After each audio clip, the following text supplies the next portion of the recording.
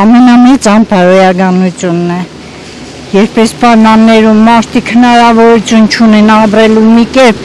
այդ աշխատանքին հարմարվի աշխատել են ու հիմի չեն տա։ Մանավանդ այս պայմաններում, որ հանապազօրյա հացնել չեն կարող վաստակել, ուր մնաց թե աշխատեն եւ չտան։ Մենք գիտենք, որ սեպտեմբերի մեջ նրանք աշխատեցին, որովհետեւ որակյալ շինարարություն տային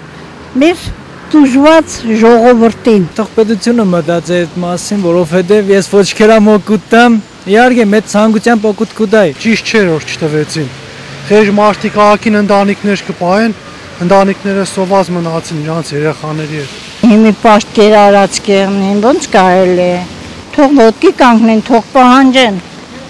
Ում համար են աշխատել։ Վերջի այդ փողերը ում կերբանն է գնացել։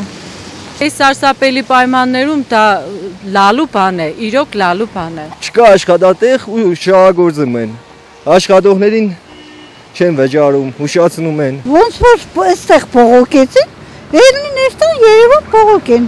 Հենց նախարարին պետք է պահանջեն, բայց կատարող պետք է լինի, ցավոք սրտի չեն կատարում։